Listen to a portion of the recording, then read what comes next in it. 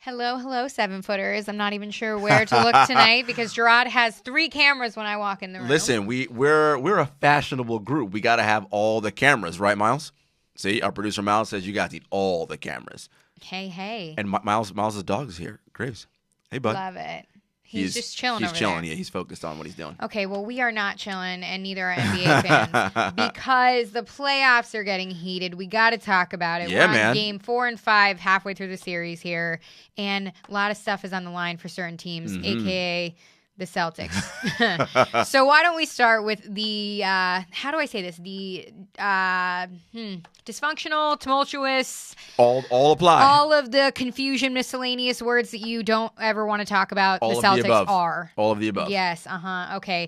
Now, Bucks are taking this series 3-1. Yeah. They won last night 113-101. Yep. I mean, the Celtics had a chance. They did. They did in the third, remember? They did, yeah. We got Chris Middleton and Giannis. They go out with, Yeah. what, 4 fouls Yep, each in yep. the second half. Had a chance to make a That's run. the Celtics' time to go over and say, oh, let's flip the switch. No flip switching. But Well, they flipped it, instead- but the lights didn't come on.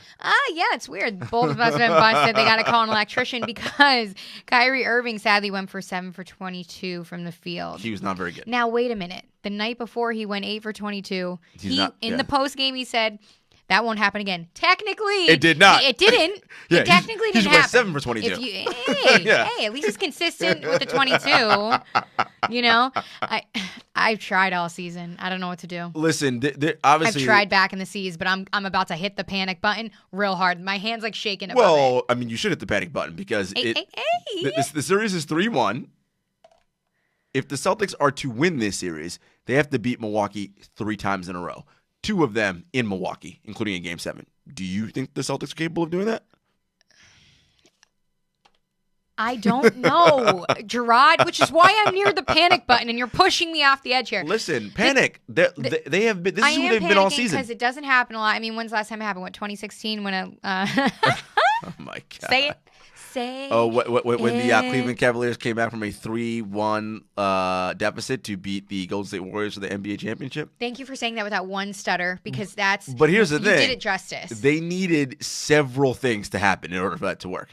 Draymond Green had to go crazy and punch LeBron in the balls and get suspended.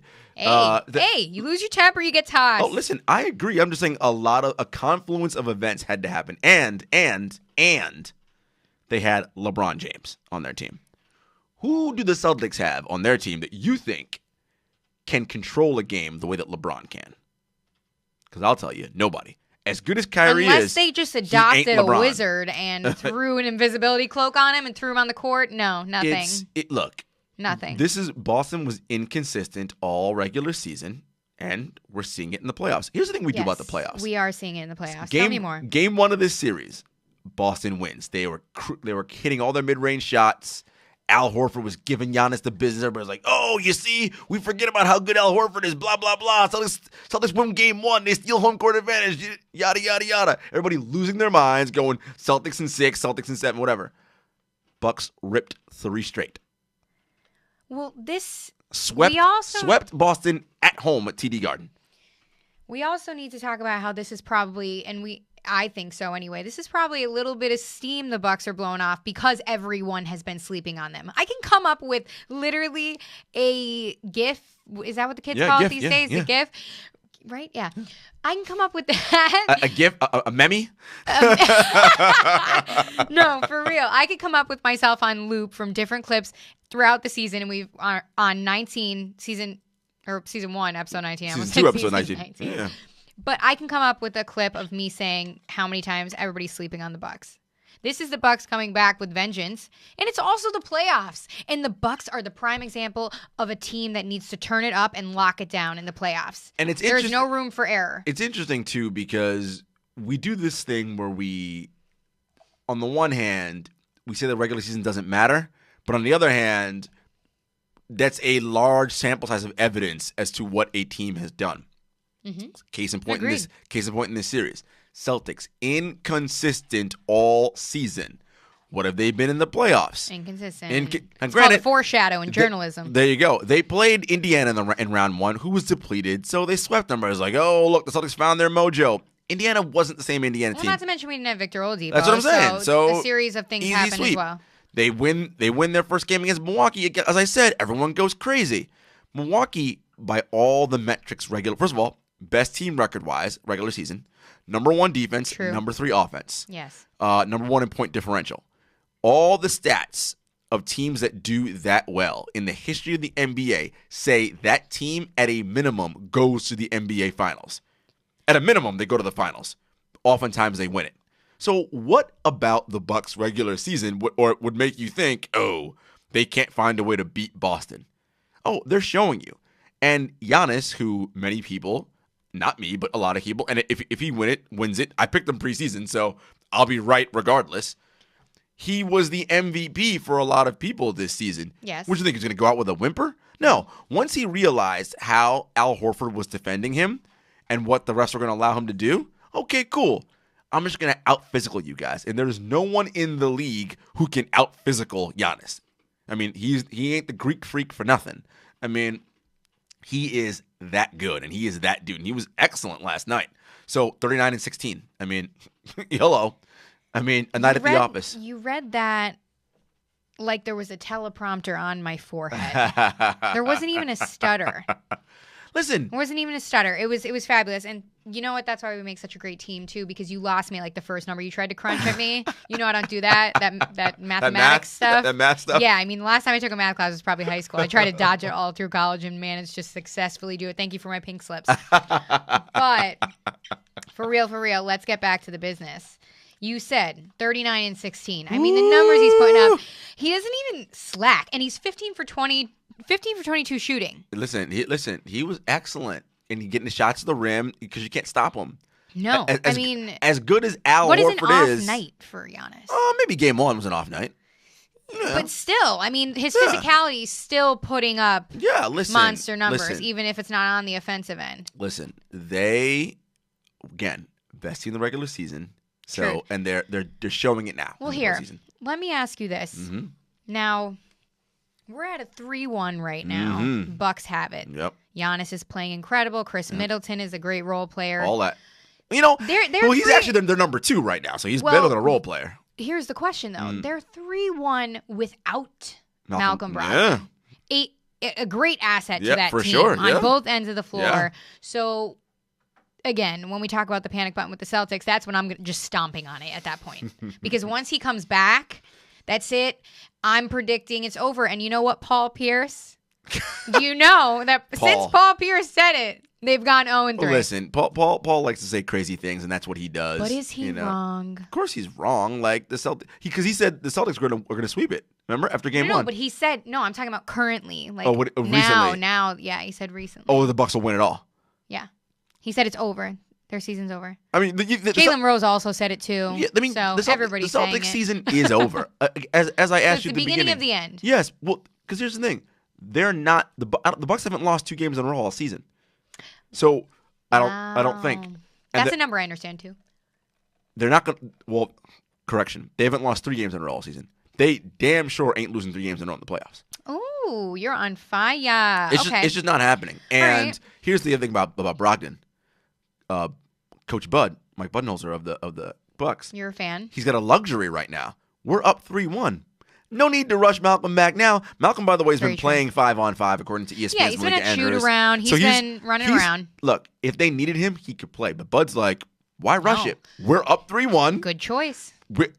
You know, it's not like they're desperate and the series is tied and it gets game on the line. Exactly. Let's wait till in for that. Let's wait till he gets fully healthy and bring him back for the conference finals, which it looks like the Bucks are clearly heading towards. Hey. 1 game away. Game 5 tomorrow night. Well, now that we're talking about everything that the Bucks are good at because they don't need improvement, let's dissect the Celtics just a minute here. Yeah. Okay.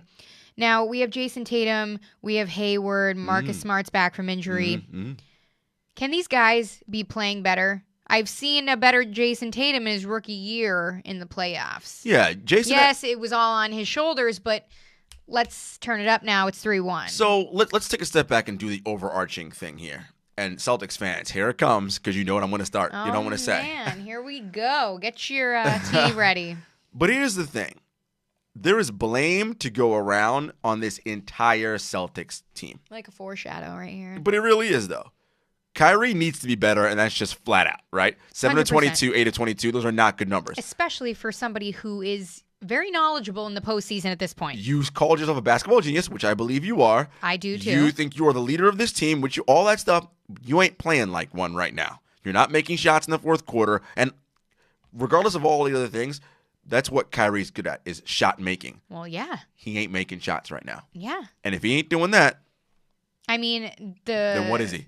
With the Celtics, the plan has gone since Kyrie got there, give Kyrie the ball. Yeah. He's an ISO player. He's that clutch end-of-game guy. In the playoffs, when the game slows down, you need someone to create and get a bucket. That's what Kyrie does. Exactly. He's not hitting shots right now. Exactly. And that's a problem. It is. It's like your big man not grabbing any rebounds, not blocking any shots. It's like, why are you there? Jason Tatum. You're taking up space. He had a regression this year. I think. Yeah. And part of it, too, is, again, we do these unrealistic expectations for young players. Progression in this league is not linear. Just because he had a great rookie postseason and they were one game away from the NBA Finals and he had that dunk on LeBron, like, okay, great, but that doesn't mean he's now going to score 25 points a game next year, grab 9 rebounds, and be all NBA. Like, that's not how it works. Progression isn't linear. You go ups. There's ups and downs often. And he had a little bit of a down year in the regular season, and he's not playing as well in the playoffs. He's a little bit better last night, but, still not great. Long twos. He gets the ball taken from him sometimes when he's trying to dribble. It's just, he's a young player still learning and still trying to get better. Marcus Smart, that injury hurt them because he's their defensive identity, right? He's such a bulldog on defense, and he gets them all charged up and rattled. I was just going to say, he's very and energized, not rattled. He's very important on the floor. Yeah. For their mentality. For sure. He's a voice on the floor. He's a leader in that aspect, and that definitely hurts them when the physicality and the mentality Like, he's the guy, even though he'd be giving up almost, 9 inches or so on Giannis, he would take the challenge on him. Like, no, he would, any day. I got this. Any day. And he would be physical with Giannis, and the team would galvanize and be like, man, look, that's going to get them charged up. They didn't have that, right? Yeah. So, look, all that. So again, back to my blame. Part of that's on the players. Now, part of that is on Brad Stevens, right? The anointed one, the great coach who, he overachieves with a crappy roster. Wait till he gets everybody back. Well, he's got everybody back. Why do they stink on offense? Why, with Kyrie Irving and all these pieces, you're having trouble executing offensively? Now, last night, offense wasn't their problem. They scored enough points. Why you getting up 113 points on defense, which is Brad's calling card? Defensively, they're not good. Okay, Marcus, I get that, but Tatum, Brown, Horford. They're not doing anything. They're not doing enough. Right? And that's that. And not to mention that has to do with the chemistry. Kyrie left the game with 10 seconds left. Crowd was booing the other night. All that. Yeah. It's like, we've been over this before, Kyrie. And look, and part of that, getting that chemistry going in the locker room and managing egos and all that, that's on Brad. That is part of head coaching responsibility. Well, he's not doing it well. And the final piece of the blame pie, Danny Ainge. I mean, you are the GM who constructed this team. And I think Danny wanted to have his cake and eat it too. He wanted to build for the future and at the same time win championships now. That is extremely difficult to do. Almost impossible. I didn't think his decisions were bad, though. I mean, that's a whole other conversation. It is, but part of it is when these guys like Tatum and Brown are hearing about, they're going to get traded for Anthony Davis, and that's going to affect young guys' psyches. I don't care what anybody says. There's two sides to that story. And they didn't get enough shooting around. So look, Danny's got to take some blame as well. So as I said, blame to go around on the entire Celtics organization. It isn't on only Kyrie or only this one. Or everyone shares the blame. They're down 3-1. And look, they got to go to Milwaukee tomorrow and win Game 5. It's that simple. I don't think it'll happen, though. Winning on the road, we'll have to see. It's risky business. It is risky business. Speaking of risky business, the Warriors-Rockets series just turned into that. Okay, the Rockets tied the series 2-2 in Game 3, 112-108. Mm-hmm. Let's talk about how James Harden is basically in a James Bond movie getting his ass kicked, and he's still performing on the highest stage. He is. At an elite MVP level. For sure. So with one eye currently. I mean, you couldn't write a better story. Or what are we going to do next? So one of the big things I always say to you, Jenna, and I say in general all the time, is that people don't realize the margins in the playoffs are super, super thin, right? Everyone just looks at the final result. Oh, Warriors won the championship. It's inevitable. I'm like, clearly you weren't watching. The Rockets pushed them to 7 last year. Had the lead in the fourth quarter in both Game 6 and Game 7. With an injured Chris Paul. Thank you. Not only that, the Rockets won the regular season series against the Warriors this year. So anyone who thought that after the first two games, when the Warriors were up 2-0, oh, forget it, Rockets are done, blah, blah, blah.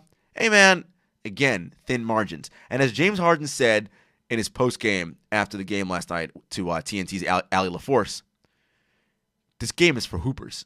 This series is for hoopers. We got a lot of guys in this series who can hoop. And listen, there are guys who can just flat out play basketball. For and sure. That is what we're seeing right now. Playoff basketball, baby. Harden, and the end of that game last night, game 4, was excellent. Oh, I said 3. Harden and KD going mano-a-mano, back and forth. I mean, KD wanting the challenge of guarding Harden, got the best of him a couple times. Harden got the best of him a couple times. I mean, that's what you want to see. Oh, yeah. This is what we wait for. I mean, it was great because you just love to see the intensity and the passion. And friend of the show, Count on Vic on Twitter, tweeted out, imagine if Harden and KD played on the same team. Oops. Oops. Great. OKC fans, sorry about that. Yikes. That could have been you. Speaking of guys who can hoop, especially in the postseason, PJ Tucker. Listen. Let's talk about PJ Tucker. So PJ Tucker's that kind of hooper that... He's got swag. Listen. He got swag. He's got swag. He's got drip. He's got all that. PJ is the kind of guy, though, that the casual basketball fan, because if they didn't watch the game, they'll open up the box score and be like, okay, he was fine, whatever. But they didn't watch the game. They don't know. No. PJ's hustle and his energy and his efforts on defense, that is what is galvanizing the Rockets. Of course, along with Harden's MVP-like play. Well, people also don't give PJ enough credit for how well of a two-way player he is. He was knocking down threes. He's an incredible outside shooter, incredible in the paint. Listen, defense is solid. Defense is his calling card. And him, yes, that absolutely. That is what he has to do to stick in this league. And his chemistry with Harden yeah. shows on and off the floor. You always see them walking into the games together, holding their sneakers, that whole deal. They are. But their chemistry on the floor is incredible. Listen, PJ and Chris. I'm sorry, James and Chris talk about this after the game. PJ's that dude, right? Like if anybody plays pickup ball and you're at the gym or you're at the park outside and you're choosing up sides, you want to be on the side that he's on. Oh yeah, you're going to PJ's team. You don't want to be on the opposing team. You're going to PJ's team even if you're the water boy. Because that dude is gonna bang you, be physical, and it's just he's gonna play big boy basketball, and that's what he's doing. That's what he does. And it's interesting because look. And we'll get to Durant in a minute. You're not going to stop Kevin Durant because that's just not a thing, right? No, we just attempt to tire him out, right? Slow him down, get him to slip up, and that is what PJ is doing, right? PJ is working his butt off and making it difficult. I mean, Kevin just hits difficult shots because he's Kevin Durant, like that's. Yeah. But the goal there is that hopefully I keep being physical. That over time, if this series stretches out to 6 and 7 games. He may not be as good. And if that efficiency just drops a tick and we can take advantage of it, boom, that's our opportunity. Exactly. Back to what did I start by saying? Margins are thin. These are the things that you're hoping for. Oh, yeah. Somebody to slip up. Then somebody instead of KD shooting 52% from the field, he shoots 49%. That one or two missed shots, and by the way, speaking of one or two missed shots, opportunities. That was the game last night, right? Exactly. The Rockets had a Steph Curry. 15-point lead, and then it dwindled away. So under a minute to go, Rockets up 3. Out of timeout, KD dead on, wide open look at 3, back rims it. They grab the offensive rebound, gets it back out to KD. He's relocating. He finds Steph. Another open 3. He misses it. Look, that's your margin of error. The greatest player in the world and the best shooter of all time miss open 3s. Look, it happens. And that is because guess what? They tie that game and it goes to overtime. Warriors probably winning that game. Oh, yeah. Well, but that's the thing. Like you said, going back to the margins are thin. That's where you said even the opportunity is. Like, I get it. It happens, this and that. But The Warriors lost that game because of that moment. Sure. That's when the Rockets took advantage. It was cumulative, too, right? I mean, the Warriors weren't rebounding well. And again, the Rockets were just... Well, the Rockets out-rebounded them disgustingly. The Rockets were also just more physical, you know, and they were getting all the hustle plays. And look, what's happening in this series right now, Eric Gordon wasn't great last night, but overall, Eric Gordon and James Harden are outplaying Klay Thompson and Steph Curry. Well, they cannot find their rhythm, and that's extremely problematic. And especially from three. And again, look, I don't want to sound like Charles Barkley and you live by the three, you die by the three. No, but that's their bread and butter. But look, we saw it last year. That's how they feed the fam. We saw it last year when the Rockets missed 27 consecutive threes. Which lost them the series. I'm shaking. Right? I can't. And same thing with the Warriors last night. Mm-hmm. They couldn't buy a three. No. You don't hit threes, this is what happens. And this is where we're at right now.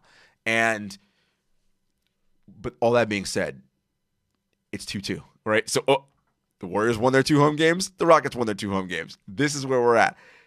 Game 5. This is where it gets good, baby. Listen, it's obviously common sense, but Game 5 is a pivotal game. This is it. Oh, the winner of Game 5, in my estimation, is winning this series.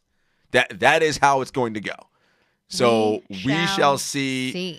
We need to touch on this though, and we can talk about sort of these 3 guys. But really, to me, these playoffs have shown just how good and how excellent Kevin Durant is at basketball. Right? Like, is this the point that we need to touch upon? Well, it is, because we're showing the fact that he has ascended to the best player in the world. I mean, that's really interesting, because on my notes I have a question mark after that, and you're saying it as more of a statement. And in my world, KD's amazing playoff series isn't anything new. It is actually just another day in our lives. And let me just remind you that a man named LeBron James. What's he doing right now, by the way? Listen, I'm gonna set it up, but I'm telling you what's up. He is not here right now to give KD a run for his money. Why is that? What's he doing? Listen, don't even get me into I'm just curious what LeBron's up to these days. He filming Space Jam 2, I think, right? Not in the playoffs, that's for sure. He is taking a seat this playoffs, okay? Listen, we had a lot going on. We lost our own. By the way, 2 consecutive finals, head-to-head, I believe KD. I'm not getting into this. Okay, look, my point being, what Kevin Durant, Kawhi Leonard, and Giannis Antetokounmpo are doing right now in the playoffs. Woo! And shout out to Nikola Jokic, who we'll get to later. I mean, these guys have established themselves as the best players in the playoffs. You know what I wish the NBA did? I wish they gave an award for the playoff MVP. Because they do finals MVP, so obviously you have to be in the finals. But what if you made to the Western Conference Finals and you were really good? And it would get awkward, though, because it's a smaller pool of people. I know. You know all that stuff. I know. It's just, it'd be interesting to see, like, for the totality of the playoffs, of course, who was the best person. Well, yeah. But that's why we discuss it here, and this is why we got pods. This is why we're here. This is why we got pods. Exactly. So don't take away our jobs that fast. So let's wrap that up. Now, we need to get to the East here. Let's come back. Yeah. No. All right. Raptors and Sixers, series tied 2-2 as we speak on this date, May 7th. Let me tell you right now. Oh, no. Is it not tied 2-2? No, it's still tied 2-2. Won't be for long. Well, obviously, because a team is going to win. But let me just tell you, Raptors 108, 76ers 75. 6:08 to go in the fourth. Raptors looks like they're going to hold on and win this game. They go up 3-2. It's a wrap. Series over. And then we get in the Eastern Conference Finals, Milwaukee and Toronto. Woo! I may have to travel for that game, Jenna. What do you think? Listen, I'm going to leave you up in Toronto if you keep predicting these things to my Sixers. Look, Philly, so I was at game 4 in Philly on Sunday. And that was the whole Embiid was sick the night before. And I asked Brett Brown after the game, was he going to do anything different with Joel's minutes and all that? And that's when it came out that he was sick in the pregame the night before, didn't really get much sleep. Mm-hmm. This is sort of the gift and the curse of the Sixers, right? I mean, Embiid is their guy. he is, quote unquote, the process, his health is of paramount importance. If he cannot stay healthy, they can't win playoff series. It's that simple. And he hasn't been healthy all playoffs. Now, granted, they were able to beat the Nets, but, that was the Nets. And look, and I love the Nets, but Toronto is a clear level or two up. Oh, I mean, yeah, they have it more together, which I also find extremely interesting because not that the Sixers are an entirely old team Right. or they've been together for years. They've added some pieces, but with that whole Kawhi, Kyle Lowry Right.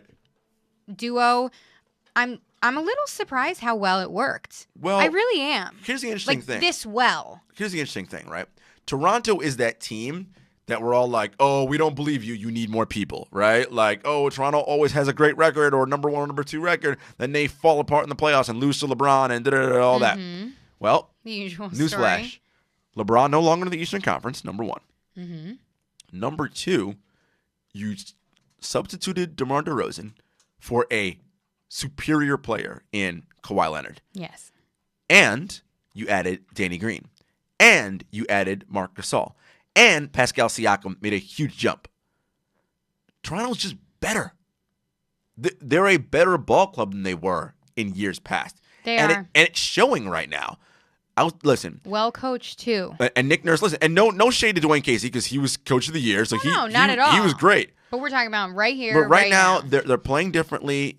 And Kawhi, as I mentioned, he's the best player not named Kevin Durant right now in the playoffs. And at that game on Saturday, he won them that game. He was excellent because Pascal was not playing well. No, Gasol played a little bit better. Ibaka knocked Kyle down Lowry's some shots. more aggressive, Kyle was more aggressive, as but he promised he would be. But it was Kawhi. And the thing I noted watching the game, and I asked Kawhi about this after the game, and you check out my article on Black Sports Online where I talk about thoughts from the game and give up my player grades. But an interesting thing about Kawhi, and I noticed this during the game when I was watching it, he never seems rushed or hurried or just frantic about anything. Nope. He's taciturn Same and face just Kawhi. He's a metronome out there.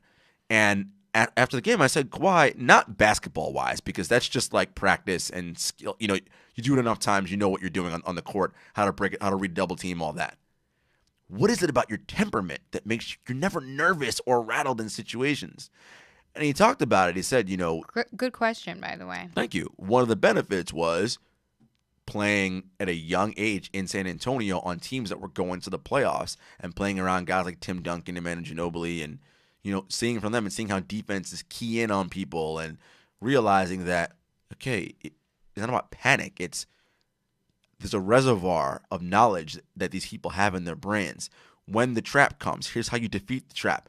And, a lot of times people refer to Kawhi as a cyborg, right? And I said this in my piece. No matter what the basketball problem you throw at him, his computer brain goes into that reservoir and that algorithm figures out, okay, here's the counter.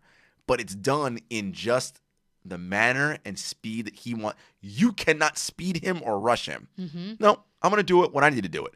And he's going to get to the spot and you can't stop him from getting to his spot. Mm-hmm. And those things are what make and separate the elites and the greats from just your regular everyday NBA players, who, by the way, are all great at basketball. Of but course. as I always say, and we always say, there's levels to this, Yes. right? And this is a high level. And Kawhi is at the highest level. Yeah. And it's incredible. And, all I can say is I can't wait for that Milwaukee-Toronto matchup in the conference finals. I was just going to say, that is going to be one heck of a matchup. We got to travel for that, I think. We want to go Milwaukee or Toronto? I mean, I would love to go to Toronto, but I feel like Milwaukee's a little closer, just a little more boring. No, the flight from New York to Toronto, I think, is probably closer than New York to Milwaukee. Well, it looks like we're going to Toronto, baby. All right. Now, we talked about how good Kawhi is, but we need to talk about how injured Pascal Siakam is. Yeah, so that calf injury, Are they pulling too much out of him? Here's the thing. Again, we're such prisoners of the moment, and Pascal made a huge leap this year. Clearly the most improved player, and it's not even close. Oh, yes. He's definitely in the running. He played like an all-star all year and a borderline all-NBA player. Mm-hmm. This is his first taste, though, of being a second option on a team that has championship aspirations. That's a lot for a third or fourth year player. It's a lot.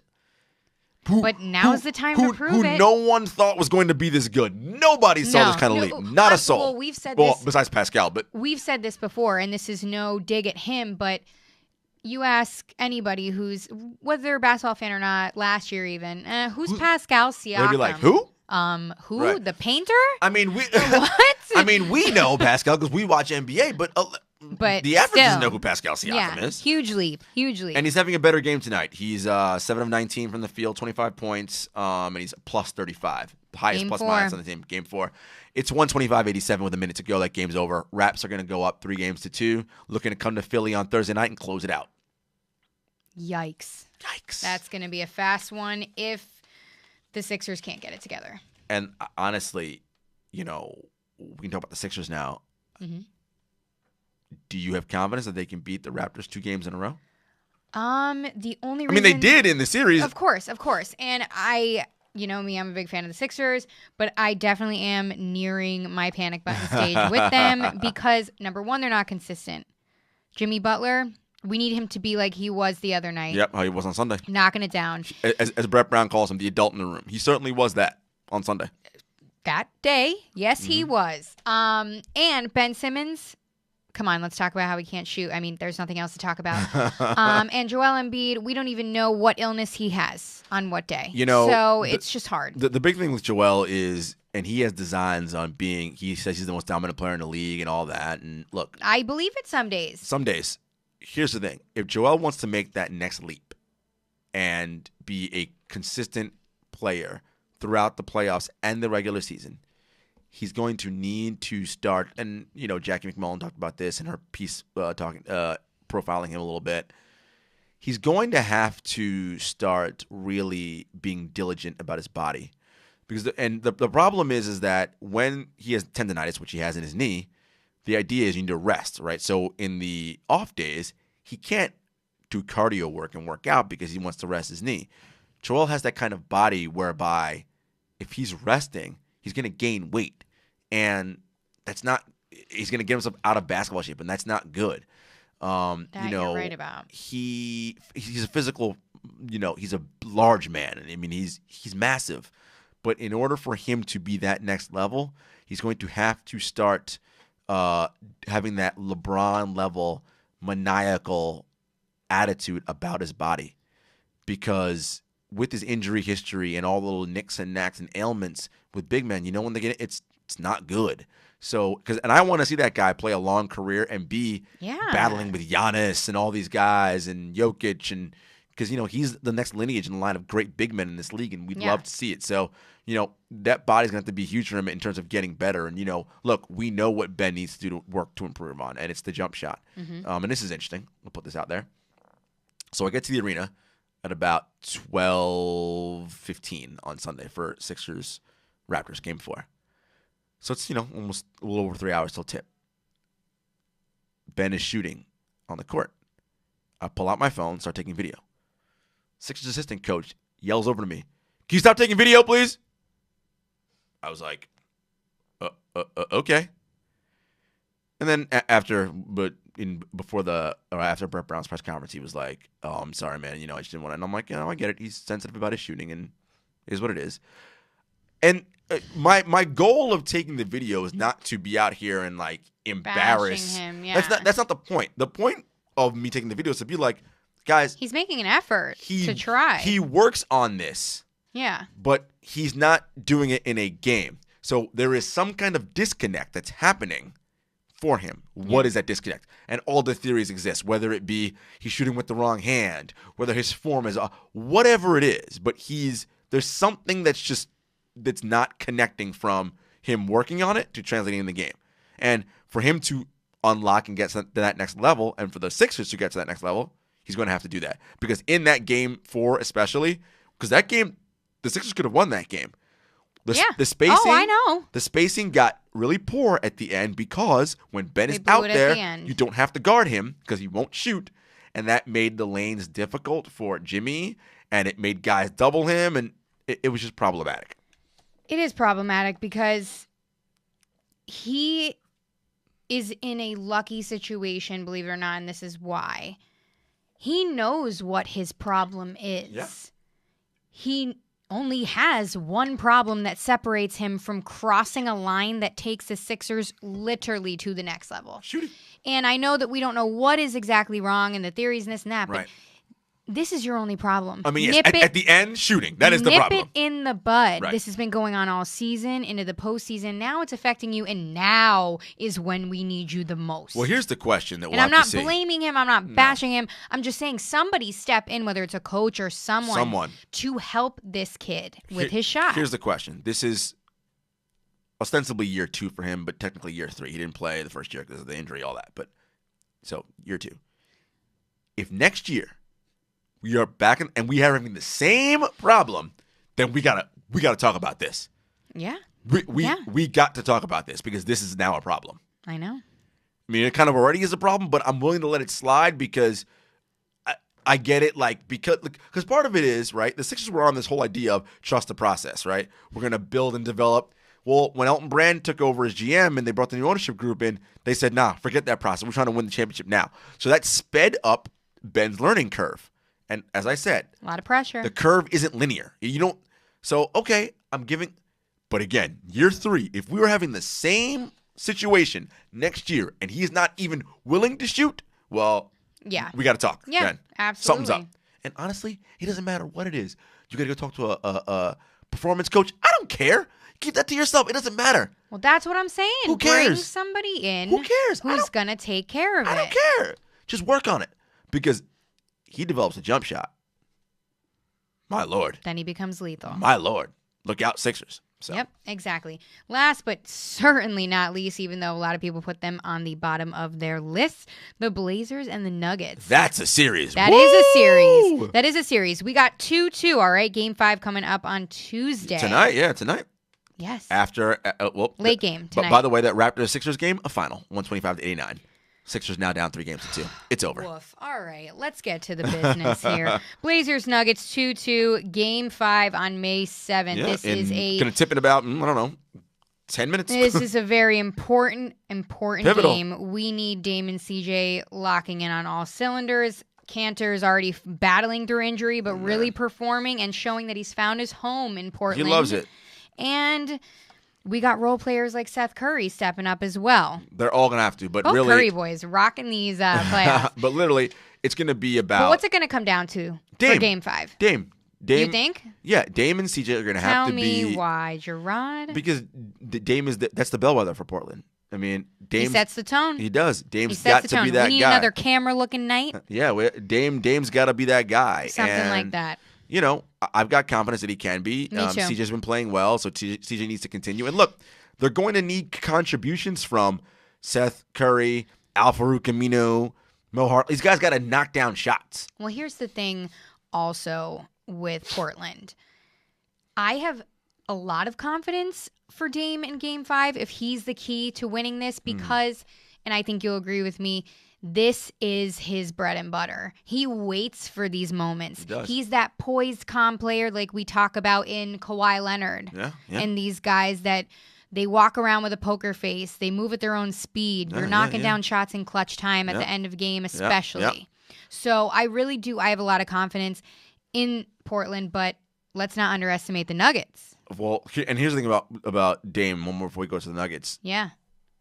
The narrative now is that, Dame, Jamal Murray is shutting you down. He's at, and Jamal Murray had one great stellar game, and I'm not trying to take away from him. Right. But like we say for the people who like to jump the gun, you need to take it a couple Exactly. steps down, 10 to a 2 here Exactly. because Let's Jamal not get crazy. Murray playing and well. don't get me wrong, fabulous well. game. But how many games has he had like that in the postseason? He's kind of like, off and on. Off and on. And we need to be all on in the postseason. I think Dame comes out with a big game tonight. Yep. And now, it doesn't mean they're going to win, but I think he comes out with a big game. He comes out with a big game because and it's going to come close. It's going to come down to the wire. The thing that we all know this because we watch the NBA, but the casual NBA fan only turns into the playoffs is realizing Nikola Jokic is very good at basketball. And Nikola Jokic is averaging a triple-double? Basically, almost. In the postseason here? And yikes. And it's not one of those stat padding triple doubles, right? Like he's literally helping his team in every possible way. And which is what playoff basketball is. Listen, he's showing that he's stepping up to the plate here, and the Nuggets aren't going down without a fight. Let's look at Jokic's stats right now in the postseason. Yeah, let's hear it. 24 points per game, 12.5 rebounds, 9.3 assists. Shooting splits: 50% from the field, 40% from three, 86% from the line. He's almost a 50-40-90 guy as a big man. Oh yeah. I mean, look, his passing is next level. He's scoring. He's like a full course meal. Listen, Jokic is a problem. Got everything you need. Part of the thing I wish, and you can't go back and change time, I really wished Nurk wasn't injured because I love to see Nurk and Jokic kind of, that would have been.